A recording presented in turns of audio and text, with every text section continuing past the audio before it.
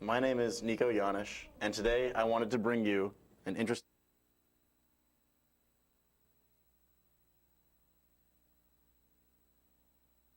You said you don't talk yet. Hold on. Oh, perfect. That's great. Sorry.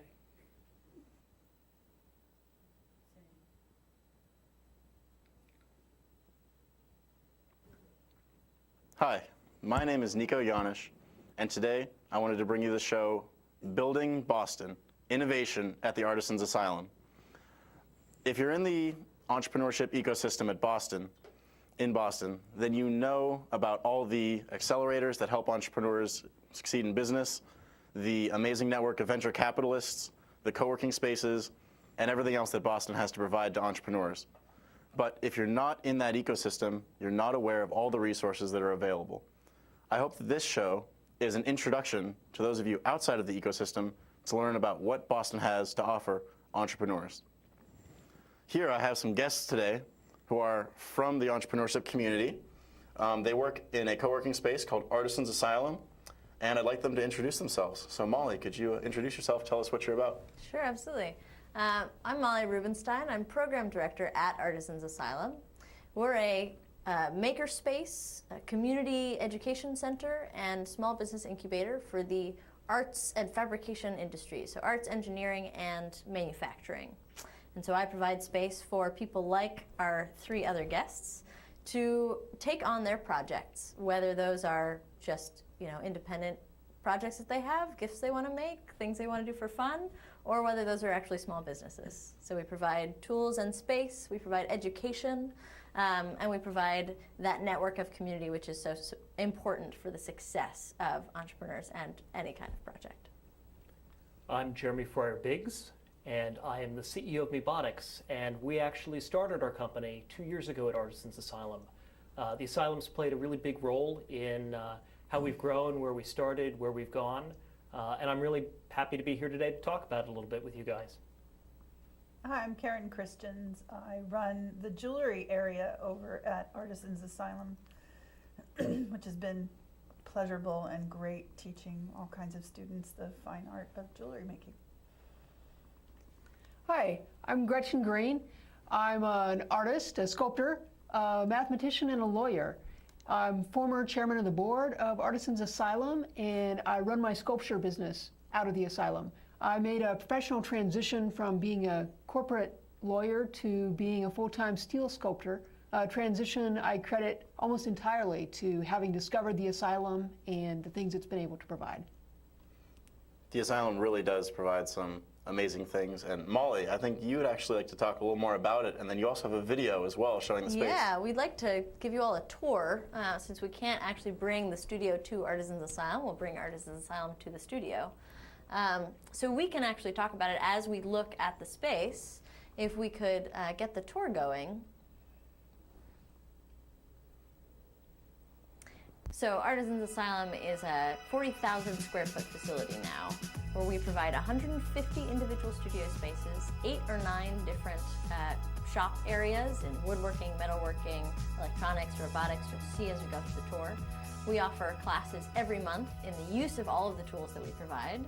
And we offer fun social events, opportunities for people to show off their work, for them to meet one another, for them to collaborate on their projects, and a lot of infrastructure around that connection. So mailing lists, other venues for people to share ideas and connect with one another, exchange resources, and really just make connections, which I think is part of what is so important when you're trying to get something off the ground.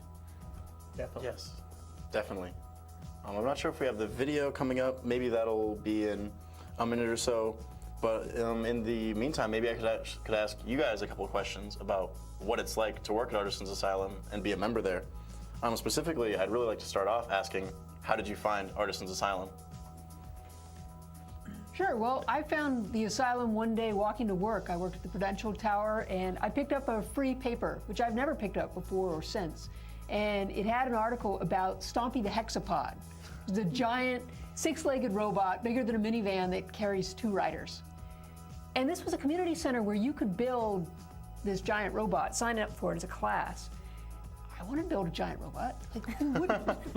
And so this place was only a half a mile from my house. I went there, and I was too late for that class. And I thought, what would you do if you wanted to be ready for the next opportunity? You learn to work with steel. So I signed up for a metal sculpture class. I went on and did other things, but that I kept with and learned to use all the tools that I use today. A plasma cutter, I learned to weld for Sunday afternoons that summer. And that was the beginning. That's great. And one other thing I wanted to ask you, because you have the background in law, how did you make that switch? How did you decide that you wanted to start doing things with Artisan's Asylum and with metalwork versus your old career? Well, I'd done art on the side all my life. So that wasn't such a big jump, but to do it professionally was like stepping off a cliff. But things that had happened at the asylum made me believe it was possible. It provided the information on how to use the tools, it provided the tools and the space, and a really important thing was so many people come there. And so I could see people reacting to the work. I was making completely different work than I'd ever made before, but I could see day after day people stop and have really strong positive reactions to it. And that was enough to make the leap, to bet that people with money would have the same reactions. Yeah, that's definitely great.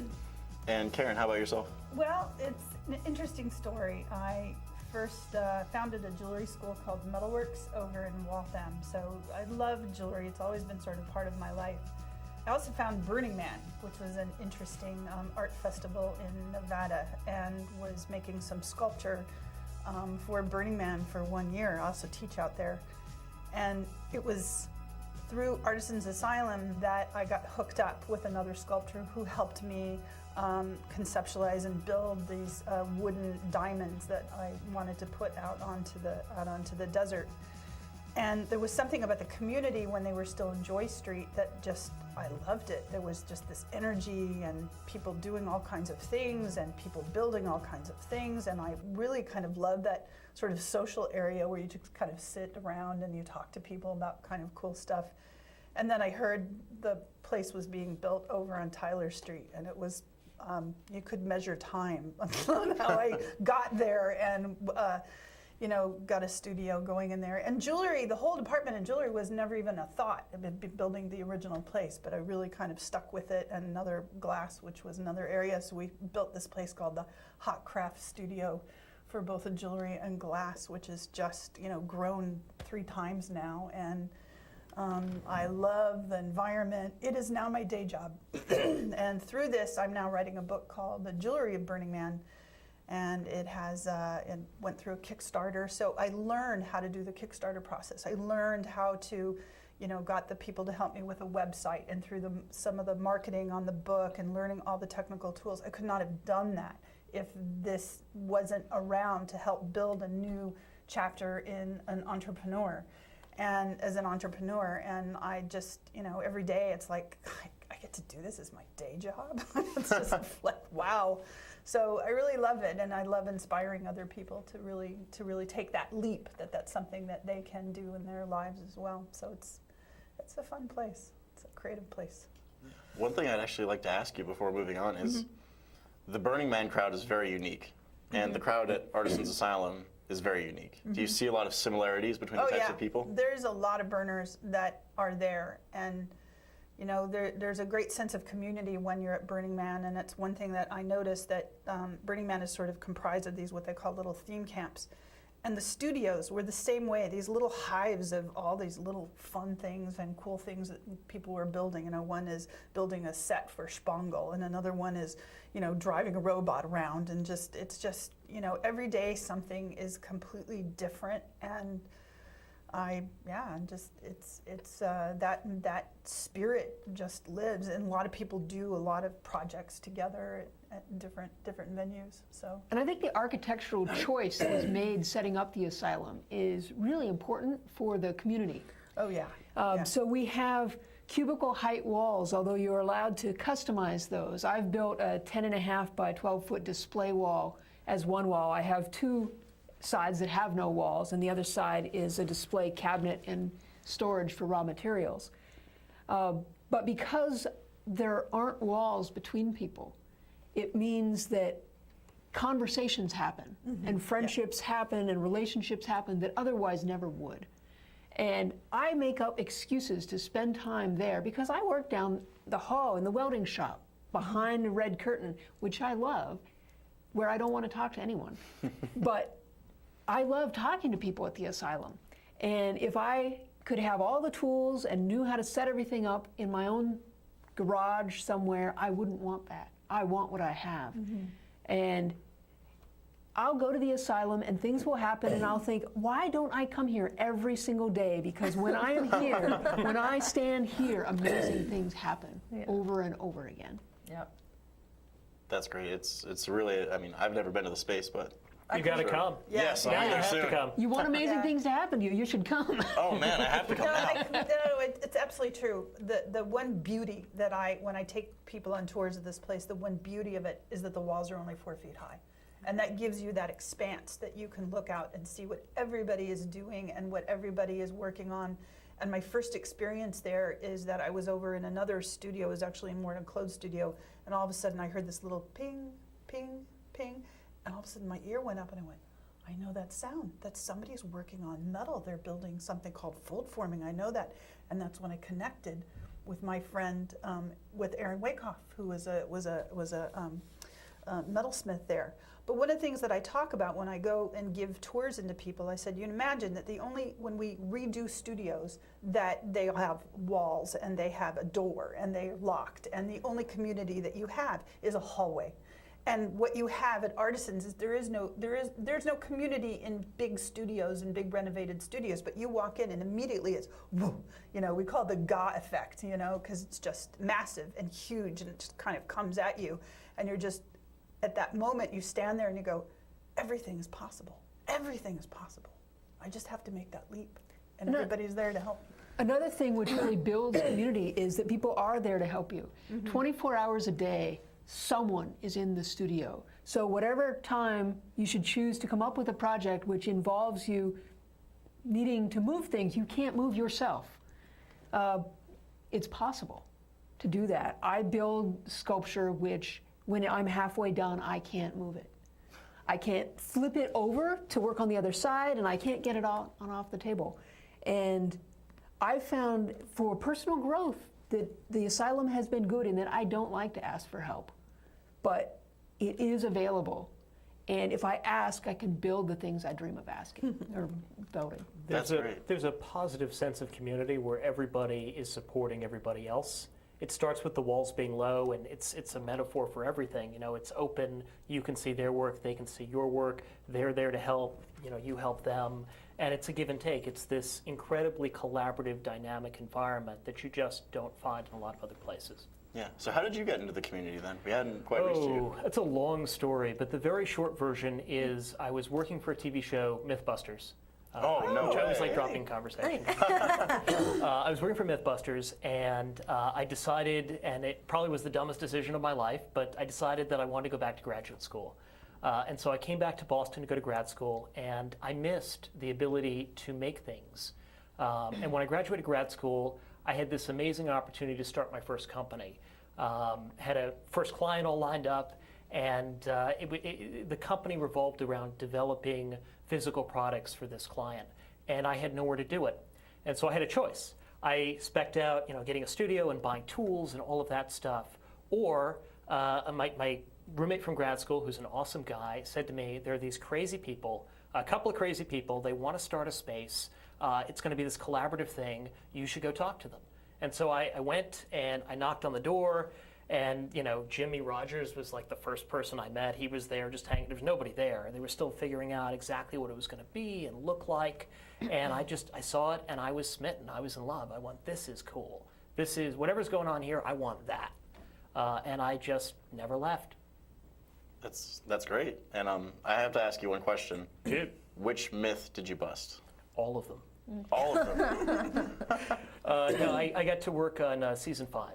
So if you look very carefully, and it's actually true, you'll see a bunch of us in the background because we wander through shots. But I got to work on a lot of really cool stuff. That's great. And so Molly, I wanted to ask you as well. Sure. you're not one of the entrepreneurs in the space, but how did you get into the Artisan Asylum community? I came on as one of our first full-time paid staff. So when Artisans Asylum was founded, the story that Jeremy was just telling, Guy Cavalcanti and Jen Martinez were recently out of school, had come from Olin College of Engineering and MIT, where they had both had access to pretty amazing shops, and been friends with people who made stuff. And they were now in the professional world, Guy, a robotics engineer, Jen, a costume designer. And Guy in particular was missing a place where he could make things for fun.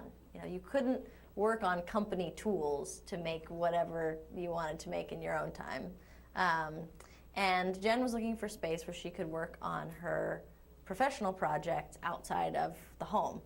And so that was how the wide variety of media that Artisans Asylum serves kind of got born, because it was a collaboration between those two very different subjects. And it's a marriage that has gone on to this day. Right. And they thought, well, this is, of course, going to be more fun with other people. So they found a 1,000 square foot space. They talked to all of their friends and family and pulled together about $40,000 to lease or buy just a small number of tools: a TIG welder, a mill, a lathe, a few sewing machines, a bandsaw, a table saw, and that was really it. And then they threw this big opening party. And they thought, okay, maybe 25, 30 people will show up. Maybe 10 people will start out actually using this space, but that'll be enough to keep the expenses low on this 1,000 square foot space. And then 100 people showed up for the first party. And that was really where it kind of, they were off to the races at that point. And these are ambitious people we're talking about. Yeah. So once they realized they were onto something big, it just exploded. So they had an opportunity just a couple months later to move to a 9,000 square foot space. And they could only imagine occupying about half of that at that time. And they just said, well, let's go for it. And they only had enough money in the bank to pay for 1 month's rent at the time. And so they immediately polled that community that had shown up for that first event and said, who wants to teach a class based on just the tools and equipment we have right now? So they had some electronics, some sewing, some random, the art of brewing, and I think there was a scotch tasting class very early on. All kinds of weird stuff. It was just whatever they could throw on the teaching schedule. That was fun that people wanted to do.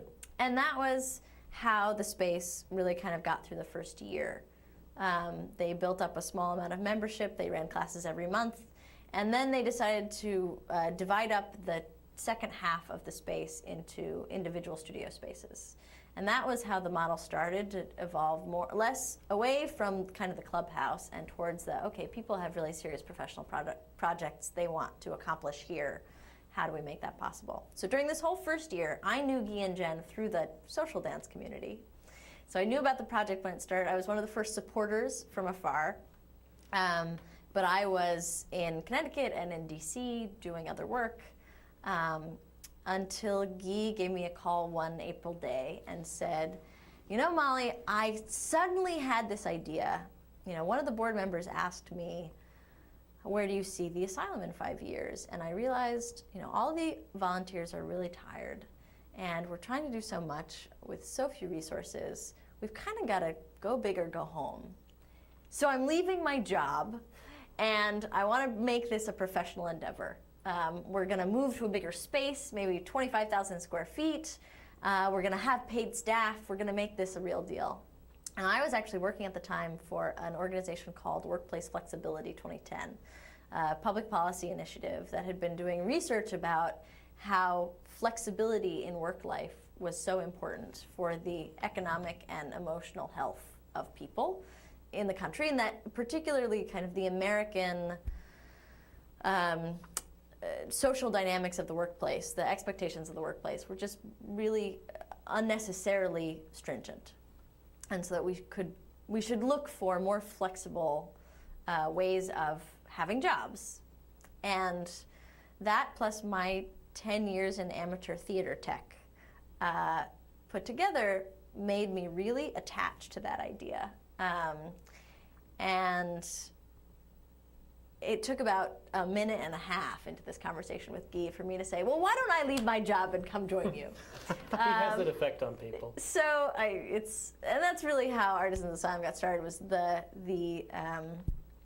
idea is so compelling that you just want to put everything into it. So I gave notice, packed up July 1st of 2011. I moved up to Somerville to start work at Artisans Asylum. I worked for 3 months as a volunteer, full-time, and then was brought onto staff in October of that year.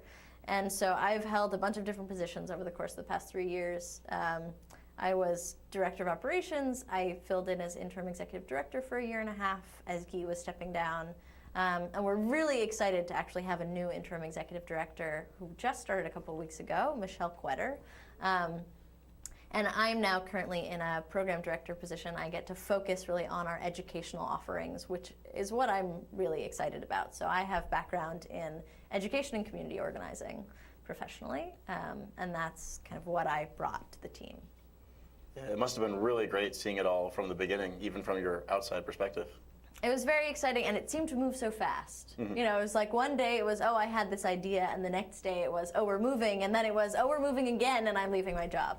Yeah. That was really exciting. It made me want to be a part of it. It felt like I had the opportunity to actually make something real happen, and not just talk about stuff, but do stuff, make stuff. And I think that's where Artisans Asylum is so compelling. It's not just about dealing with concepts. It's about dealing with real concrete things.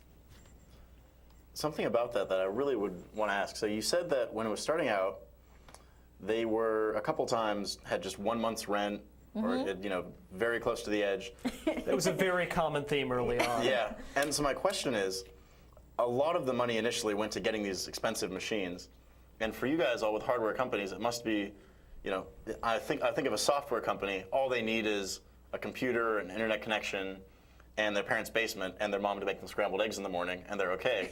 And they can do pretty well. Don't forget coffee. Yes, and coffee. Very lots important. and lots of coffee. Right, it's a big difference. We cannot do our jobs at the coffee shop. Yes, that's Right. true. I think you'd probably get kicked out of the coffee shop pretty quick as soon as the wood chips start Although that would flying. be an amazing performance piece if you're just like welding in the middle of Starbucks. Yeah, welding a Maybe we new should work bar on as that. they... Yeah. And you can't even do it in your own home. Usually in Yeah. your, Oh, absolutely not. You certainly can't do it in your living room, and mostly you can't do it in your attic or your garage or your basement in a lot of cases, unless you put in a lot of infrastructure and apply for special permits. But most of the time, you can't even get away with that. And even if you're doing it, it comes back to the point that Gretchen was making earlier, that without that sense of community, you're really missing something. There are so many smart people, and they give you great input. And if you're just by yourself in your garage, you don't get that. Exactly. Is the video ready? Can we take a We look inside? could see if the video's ready. I'm not I sure. can actually show you Keep it some of going? those tools and equipment. Okay. So, And I talked to a number of members. I wrote a piece for Boston.com about the community, and it's interesting to see the internal transformation. And one member that I was talking to, while we were talking, I could see it occurring to him for the first time, because I asked him, what would you do if the asylum didn't exist? And he said, you mean like it never existed? No, it stops today. And he thought for a minute, and he said, for about a month, I'd be sad. He used to do his work in his basement. And then I'd find a friend with a big garage and 10 friends. And start a new asylum. And he said, I'm not one who would make something like as big as this, but that was the idea. And he said, but maybe they didn't think they were either. I think also you have to kind of look at what the impact of the asylum has been on the entire street. It was nothing. There was there was nothing there. nothing there. It was just this big empty building that used to be the Ames Safety Envelope Company. Right? Wow, that's it was exciting. big, giant Yes. space. That's innovation. And then we moved, in, and then it's like all of a sudden we heard Brooklyn Boulders was going to move in next door, and they're this, everything has got to be giant. So they're, giant rock climbing gym, and that was just very exciting to get that all kind of going. And then Then we got and then- Greentown Labs. and then Greentown moving from Boston. yeah, to Greentown be Labs next to moved us. in, and then a bunch of people moved in across the street, and now we've got Aeronaut Brewery Right. down the street, and then there's a whole tasting restaurant happening, and a barismo, and a chocolatier, and a person who's got a business who collects, and he collects goods from Saturday farmers markets, and then he collects them and then he delivers them out. So it's like you don't have to, if you can't get to a farmer's market, that might have something in the Somerville one that doesn't have here, then they take care of that. So I've been sort of watching this entire like bicycles and kids and just this whole block now that's just incredibly engaged with all of this kind of happening around. And I think of like what the impact this has been on Somerville and the economy of Somerville, that a few people just took a stake in the ground and said, we're building this here because we believe in this, and we believe in this kind of community, and we believe in what we're doing. And when you have that kind of energy, and you have that kind of just enthusiasm and passion, everybody wants to jump in, and they all want to be part of that. Like how can I taste some of this? And it's one of the reasons why we have. How long is the waiting list now? Still for getting studios? It's about 100 people, 4 to 6 months to 4 get to a 6 studio months, space. wow. But Yeah. there's no wait for membership. So Yeah, or anyone can classes. become, Yeah. or classes. Anyone can become a member at any time, and we have new classes that start every week. So you don't have to wait for a studio in order to be a part was of it 60 to 70 classes and workshops a month? About? 50 to 60. 50 to 60. Yeah. So 50 we to have 60 per classes month? Per month. Wow. Yeah. It's and they're all short form. They're really digestible. So it'll be a one-shot class, just a one-day, or a 4-week or a 6-week introduction to 3D modeling, or introduction to TIG welding, introduction to jewelry. We've got a jewelry 1 and a jewelry 2, and we've got workshops on the weekends. So Sewing, woodworking, I mean, you name it, we do it. Yeah. Computer modeling. and you don't 3D have to be a printer. member to take a class. No, not at all. I mean, it's incredibly accessible. I mean, in that sense, it's, walk in, and that's like the first thing that a lot of people walk around in the tour, and they go, there's classes. I want to take a class. I want to take a class. And Right. a lot Another of people entry do. point is some of the free events. Yeah. Because we have Yep. panel events and talks, and we have the weekly fiber night and the circuit night. Ideating now. And we had, I don't know how many people made it out. We had a science fair on Saturday night. We had 600 people come to the Asylum to look at science fair projects like you'd have in high school. But these are all adults, grown-ups, who have the opportunity to show off the science of what they're making.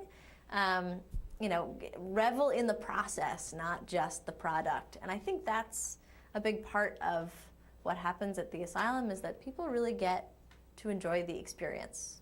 They're not, you go to a lot of incubators or accelerators, and everybody's very driven towards okay, where's my next round of funding coming from?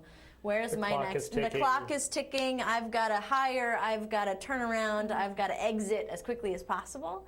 And that's really not the vibe at Artisan's Asylum, even though we have 60 businesses who are using the space either as their primary location or as, something crucial to the operation of their business. You don't get that energy of, I've got to get to the end.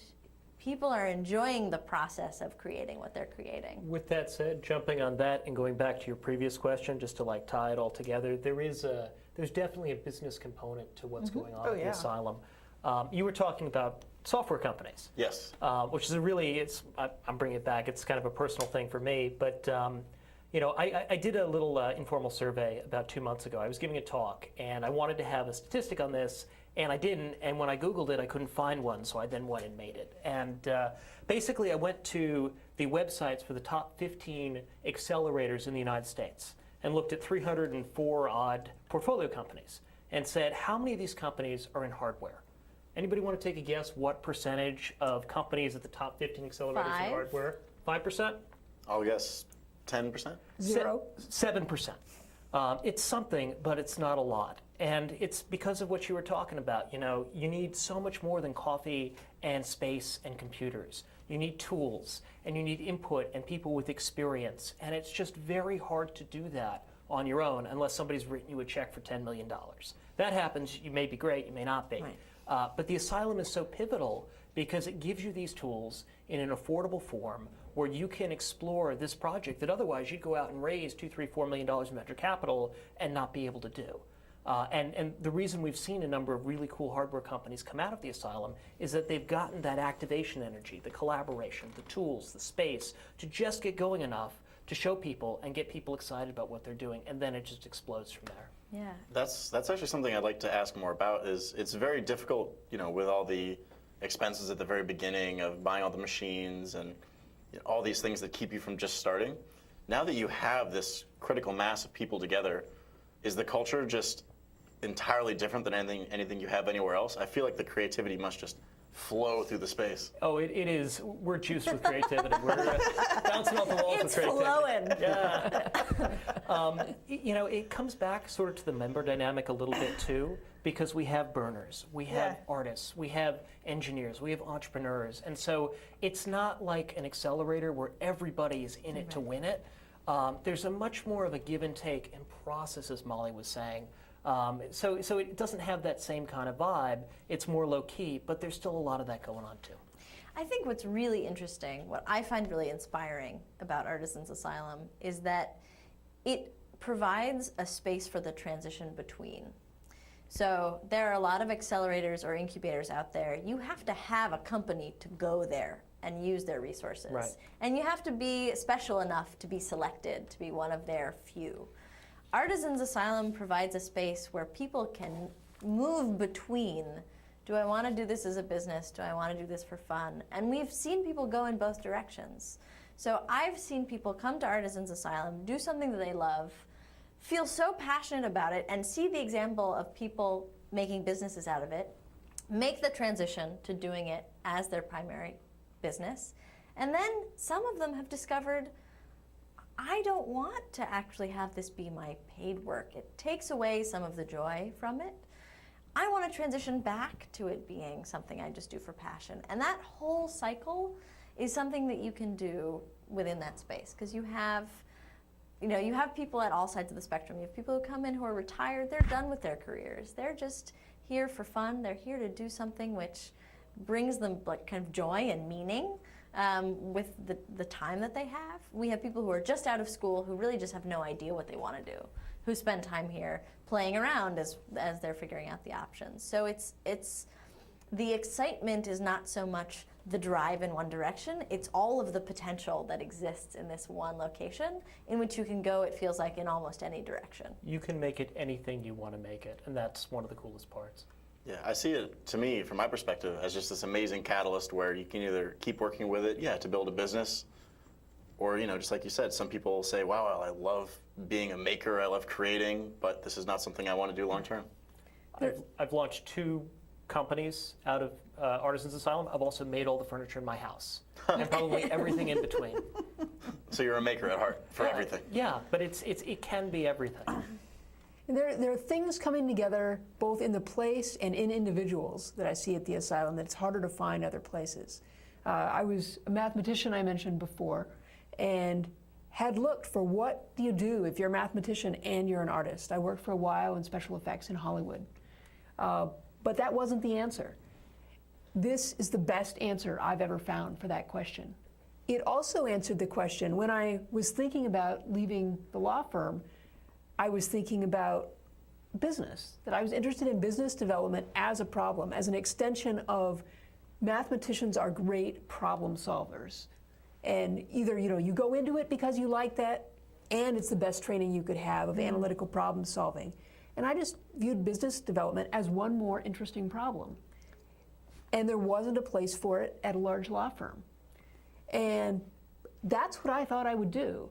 I didn't think that I would do it as a sculptor, and it's turned out to be the perfect combination, because if you're interested in the business side, that's half of what you're doing.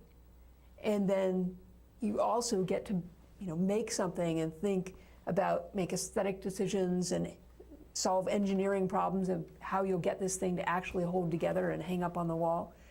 And so I just have found it to be this great bringing together of these diverse things that I've been interested in throughout my life, and that they all come together. And even law, I was chairman of the board. It was a lot like being a lawyer without getting paid.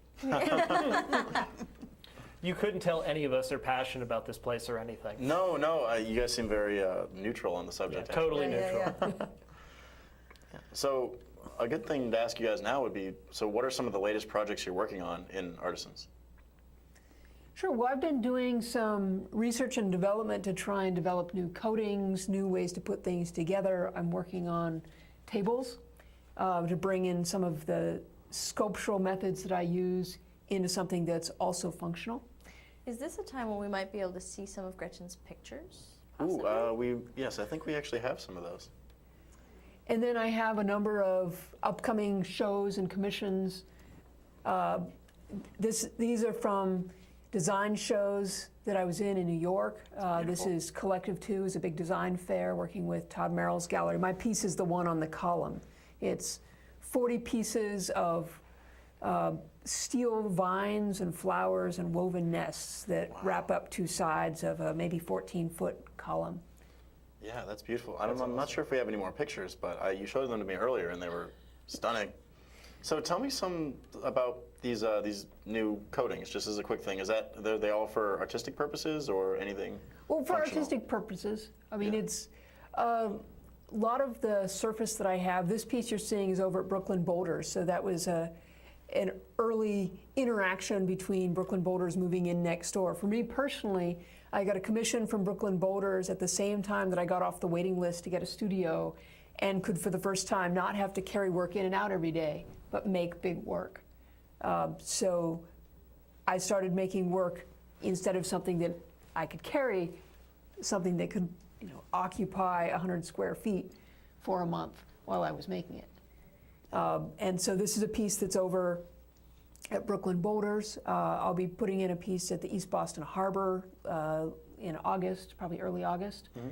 Other upcoming things, this tide table is the piece behind me, is in a New York gallery right now, at Todd Merrill's gallery, and was also at a design fair in New York in May. I'll have work at Art Miami, a big design fair in December. I love that one. Asian Art Museum in San Francisco in the fall, and Galatea Fine Art in downtown Boston. This Friday there's an opening, and wow. there's a piece there that'll be Congratulations. there all month. Yeah. I think it's very cool how you have the piece in the rock climbing studio that came in after Artisans Asylum. It seems like, Artisans came in, then sort of the dominoes started to fall, and all these other businesses sprouted up, and now you're doing business with them. I just find that fascinating. We see that happen a lot, even within Artisans Asylum. So one of the exciting projects that came out of the asylum was the 3-doodler. This is the world's first 3D printing pen. And this was a product that was developed at Artisans Asylum, launched through a Kickstarter campaign. So Artisans Asylum members actually helped in the research and development process. So Andrew Anselmo, who's one of our members, tells a story. He walks into the electronics area while Pete Dilworth was working on it and had some trouble with some of the electronics components of the tool. And Andrew suggests some sort of solution. It comes through. They complete it. They launched this Kickstarter campaign, and many Artisans Asylum members are among the supporters of the Kickstarter campaign, which ended up raising not their $30,000 goal, but $2.3 million. Wow. And becoming an internet sensation. And they did that in like 2 weeks. I mean, Yeah, it was crazy. It just exploded. And now we have artists at Artisans Asylum who are making products which they are selling for good money, using the 3-doodler tool, which they may have helped develop or It's a whole support. cycle. So it's a whole cycle. It's really incredible. People will find collaborators, employees, customers, funders, contract, manufacturers, all within the same space. Yeah, it seems like once a place like this starts, it just keeps going. It just keeps perpetuating the process. And as a large organization, we have the potential of attracting a lot more attention than, say, an individual does. So Gretchen has her stuff on display in her studio at the space, and we'll get a call to have a reporter come through, and they'll end up doing a little bit of a feature on Gretchen because her stuff happens to be out in our building. She didn't even have to call that reporter or go out or do anything special in order Or to get even them. be in the building. Right. Because some of the press I've gotten, my work gets the press for me. Other times, I happen to be there. A few weeks after I left the firm, my sister had come to visit, and we came over to the studio, and a reporter from The Economist was there. Wow. And I saw him looking at my work, liking my work. He was there to do a tech story. But I said, well, would you like to see something happening in the welding booth? And he said, I'm here for another 40 minutes. If that could happen, that would be great. And so that ended up, then there's footage in his video about the asylum of me in the welding booth, of my sister and I riding scooters up and down the hall, and of my sister doing a little hair flip. So there is not a better way to entertain your younger sister when she comes for a visit. And, We do offer tours every day of the week, so you can just walk through the door. They're posted on our website, so you can come in twice a day, many days, and get a tour from one of our amazing volunteers. And we have a lot of scooters. And we have a lot of scooters. Yes, I heard the scooters and I was interested. I was like, yes, you're one of those officers Well, with the scooters going around. the aisle that goes from the end of the shops all the way to the end of one of the studio space annexes is 400 feet long. And so it actually takes a while to walk from one end of it to the other. And these are impatient, creative people. They're trying to get stuff done. And so the scooters were developed very early on in the new building. Actually, staff members were just really excited about the idea of using them as a way to get around. Yeah, it sounds almost like a almost a dangerous place to be with. You got the blowtorches and the scooters. And Yeah, what was there are the- very strict rules the big about robot where I the heard? scooters have to stop and be parked. Yes, no Yeah. riding scooters while operating torches is one of the rules. yes, definitely. And people over the entire lifespan of the asylum have been incredibly respectful of that. We knock on whatever we're knocking on. We're doing pretty well. in Whether that it be regard. sheet metal or Plastic or whatever this chair is fabricated out of. yeah. Yeah. So to move on, what are some of the projects you're working on? Well, the present project I'm working now is my book on the jewelry of Burning Man. I developed a website which sort of discovered after sort of years of looking at Burning Man itself that it is what we call a leave no trace, meaning the festival goes up, Burning Man goes up, all the sculpture goes up, all the people, and we're talking about 62,000 people, so it's a big thing in 6 square miles. And at the end, it all goes away. They restore the entire desert that we use, the desert floor in Black Rock, and it is completely brought back to its original state. So that's a really incredible thing. I think this has a couple of good things. It's a good thing and a bad thing. One, I think it's good because they're certainly restoring it, and that's really excellent. The sad part is that it also erases all the history. We have all of what Burning Man is only lives in books, and it lives in movies, and it lives in people's stories, but it also lives in the jewelry. The jewelry becomes these little portable, wonderful metaphors for I was at this camp, or I built this in a particular theme year. And since we've been doing this for 6 years now, I came across this wonderful woman who had this collection of about 500 pieces of jewelry. And I said, holy mackerel, this is like, I feel like I hit King Tut's tomb here. You know, it was just like how people would take an icon and take an image of like the man itself, or they would take the city, which is sort of rolled out like a big clock, and just, you know, all of this really fascinating jewelry, and every single one of them had an extraordinary little story that went with it. And so what I found is that what I was starting to collect were stories. And so I started an archive on my website that you can see pictures of the jewelry, and then everyone has to accompany a story. In the 3 months it's been up, we're like at about 7, or 2 months it's been up, we have like over 70 stories, and we ran a Kickstarter for it. I'm still getting people now going, I didn't know about the book. Oh, and will you be there at Burning Man this year? And you know, and so it's starting to come on its own for people who fabricate and they make something make something themselves. So I'm watching the technology, which is another cool thing about being at the Artisans Asylum, is that, a lot is about new technology. So I'm watching the new technology where something originally was made out of like a little etched silver with nitric acid, or a little hand sewn, little piece, and now they're starting to be in laser cutters and laser welders and all these things that I get to play with, at work. And so I'm starting to see the technology grow and the art starting to grow. And why this is important to me is that originally, Providence, Rhode Island was the hub for all of jewelry in the United States. And we've lost that. It's all gone overseas into a lot of cheaper jewelry. And so I love the fact that people are starting to make again. And they're making it with thought, and they're making it with intention, and they're making beautiful work again. And I love that. And I'm thrilled that, again, at Artisans Asylum, we have this nexus for doing that. So this project is more than just a book of photographs and of stories. Now we have like literally a living archive where people can come and offer about what they're doing. So it is the trace of the Leave No Trace.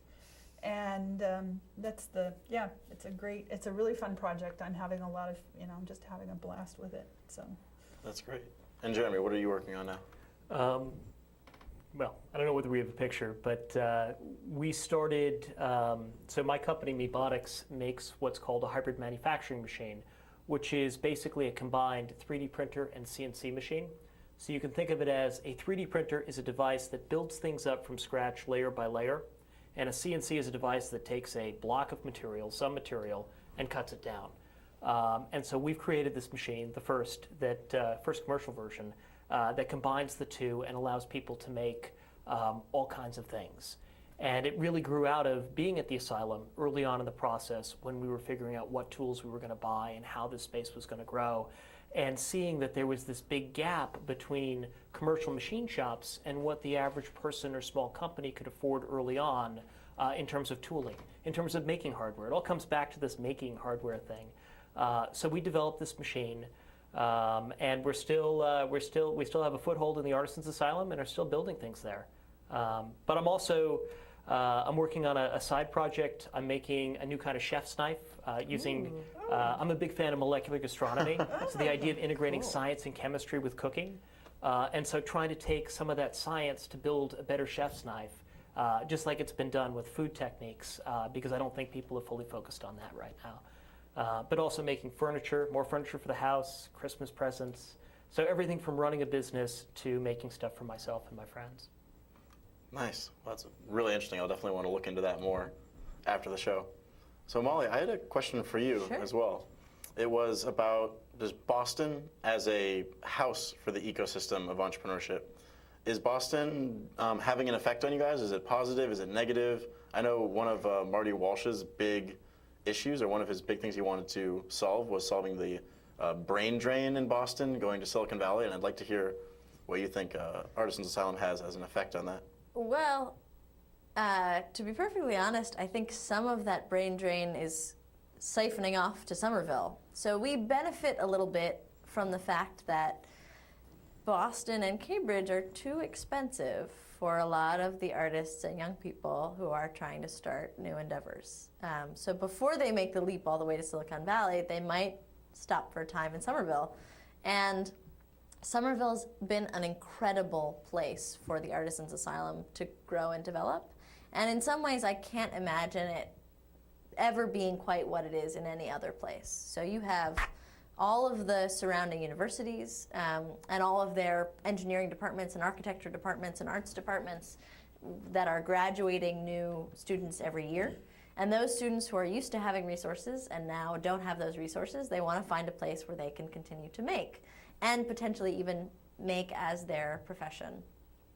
We have the development hub of the entrepreneurship ecosystem. So there are people who come to the Boston area if they want to start a business. And so, some of those people can't afford to live in Boston or Cambridge. They end up in Somerville, so we get them as well. And Somerville is one of the most dense artist per capita cities in the entire United States. Wow. So we've also got a ton of artists in the area. very closely packed in to exactly where we're located.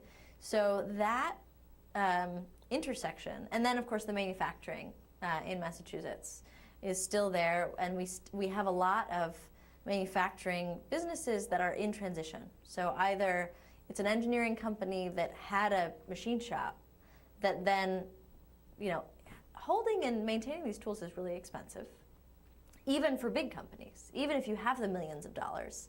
At some point, if you have to tighten your belt, it's probably the first thing to go, and then you just outsource it to someone who just does custom jobs.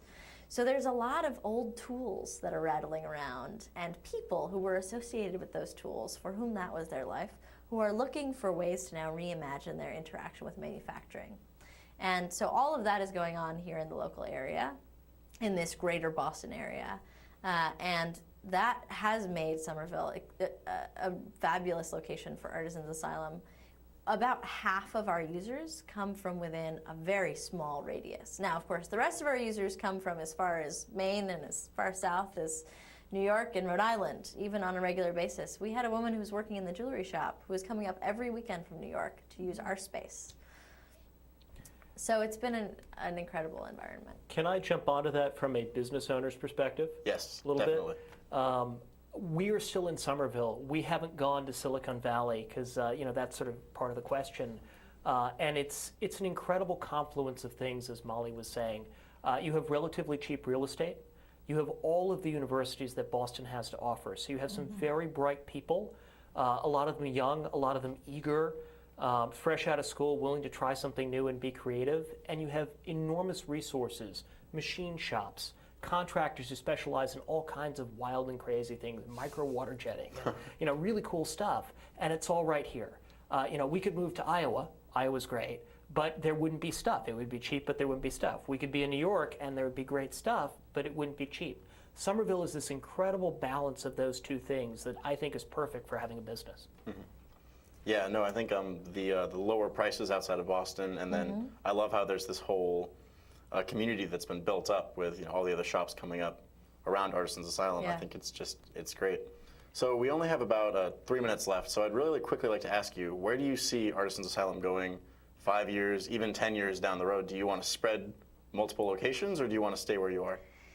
We absolutely want to stay where we are. We never want to leave Somerville, but we do want to see these resources available in every city in the United States and around the world. Now, we don't have to run those spaces, but we do a lot of work helping and training other people who are trying to start maker spaces in their own locations. And if we are able to get a handle better around what we're doing and make our work really efficient, then we might consider, opening up an additional location. But we're not there yet. What we're working on in the short term is how do we make sure that we can survive here in the long run. And of course, prices in Somerville are increasing. And Artisan's Asylum is a 501c3 nonprofit. And so we really depend on the support of our community, both donations of tools and equipment and resources, and of money, and of time. We have a huge number of volunteers who help make everything at the asylum happen, whether it's sitting the front desk or giving tours or talking to reporters or cleaning up the shops and maintaining tools and equipment or testing other members out on the equipment. So we're really trying to kind of build that support from our community to help us make it in the long run, and expand the range of people that we can serve. So reach out to people who can't necessarily afford what we offer right now, or people who just aren't showing up because they don't relate to it. They don't identify themselves as makers. And those are really our two biggest priorities. Okay, so that's great. Before we close, I'd just like everyone very quickly, we have about 45 seconds, to say the URL of where someone can go to learn more about what you're doing. kgretchengreen.com, and there's an E at the end of green. KarenChristians.com. Mebotics.com. Artisansasylum.com. Well, I want to thank you guys for watching the show today. I really hope this has been a window into the entrepreneurship ecosystem in Boston. There's some amazing things going on, especially at Artisan's Asylum. We weren't even able to talk about the hexapod robot that is, I believe, almost taller than I am. Very Way exciting. taller than you are. Way taller than I am. Come by for a visit. Yes, definitely come by the Artisans Asylum. I'll probably be heading down there later this week. And I hope you guys all have a great night and enjoy. So, yeah, what else? do we do? Yeah. Um, Crazy. oh, you know, Yeah, this is good.